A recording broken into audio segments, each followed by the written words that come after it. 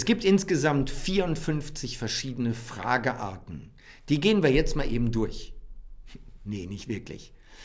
Weil ihr die auch nicht alle braucht. Wenn ihr im Vertrieb seid, dann braucht ihr 10. Die 10 wichtigsten Fragearten.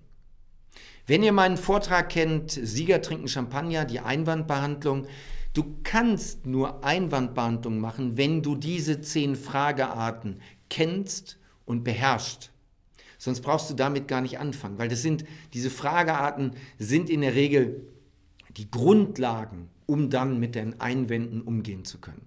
Zu dem Vortrag haben wir so Lernkarten gemacht. Also wer in dem Vortrag ist, der bekommt normalerweise nachher die Lernkarten. Und wenn ihr nicht in dem Vortrag seid, ihr könnt die natürlich kaufen im Bestseller Online-Shop.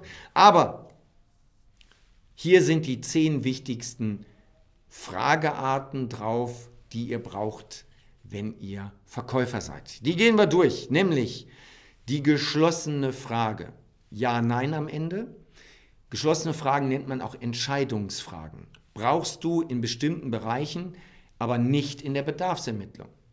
Die offene Frage, die brauchst du zum Beispiel in der Bedarfs- und Potenzialermittlung, sogenannte W-Fragen. Der Vorteil, der Kunde gibt Informationen und du hast einfach viel, viel mehr Gespräch.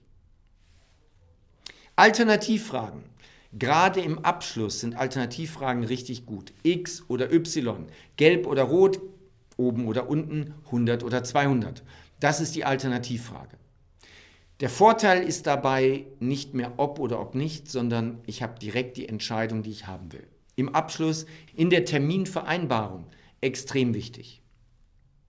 Die Bedingungsfrage, das ist nur was für Verkäufer. Berater brauchen keine Bedingungsfragen.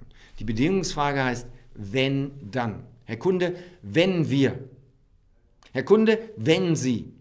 Wenn Sie sehen, wenn Sie sich davon überzeugen können, dass das und das alles passt, dann machen wir das, sind wir im Geschäft, sind wir Ihr neuer Partner. Die Bedingungsfrage, die mache ich am Ende des moralischen Vorvertrages.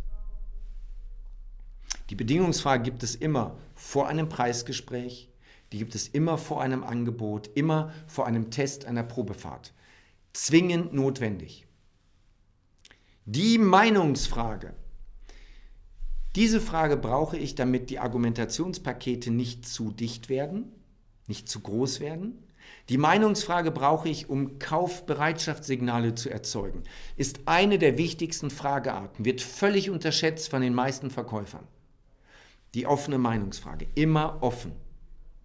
Eine offene Meinungsfrage, wie sehen Sie das? Wie hört sich das für Sie an? Wie klingt das für Sie? Wie interessant ist das für Sie?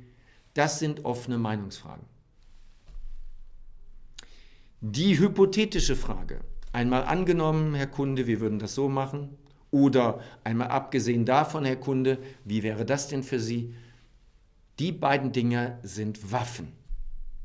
Die hypothetische Frage ist wirklich eine Waffe.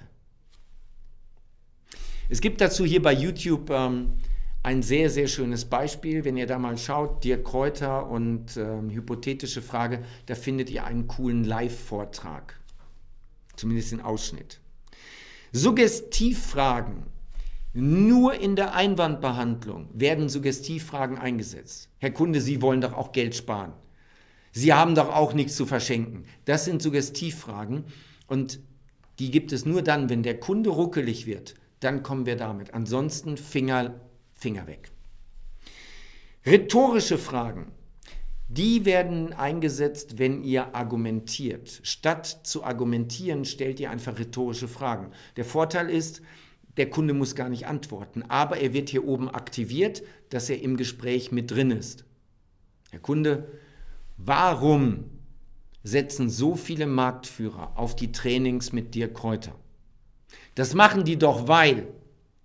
Ich will gar keine Antwort, sondern ich stelle eine rhetorische Frage, aktiviere mein Gegenüber und anschließend mache ich mit der Argumentation einfach weiter. Funktioniert gut. Kontrollfrage, die ist wichtig in der 3. Stufe des moralischen Vorvertrages. Übrigens auch den gibt es hier bei YouTube zu sehen. Moralischer Vorvertrag, Dirk Kräuter, Live-Mitschnitt von einem Vortrag. Ja. Kontrollfrage, damit der Kunde nicht am Ende um die Ecke kommt und auf einmal noch irgendwelche ganz anderen Sachen hat. Und das letzte ist die NOA-Technik. NOA, die NOA-Technik, die steht für nur oder auch. Auch hier findet ihr bei YouTube ein weiterführendes Video mit der NOA-Technik und wie die funktioniert. Ist eine klassische Abschlusstechnik, ist eine Technik, wie ihr sehr schnell vom Allgemeinen zum eigentlichen Thema kommt und den Sack zumacht. Das Tolle ist, der Kunde kann Nein antworten und er kauft trotzdem. Also, mein Tipp, beschäftigt euch mit Fragetechniken, mit Fragearten. Fragearten, das sind die einzelnen Fragen. Fragetechnik ist, wie kombinierst du die, wo setzt du Schwerpunkte? In dem Sinne, wollt ihr mehr erfahren? Kommt zur Vertriebsoffensive. Alle Informationen findet ihr unten. Hat euch das Video gefallen? Liked es, teilt es und abonniert den Kanal. In dem Sinne, fette Beute.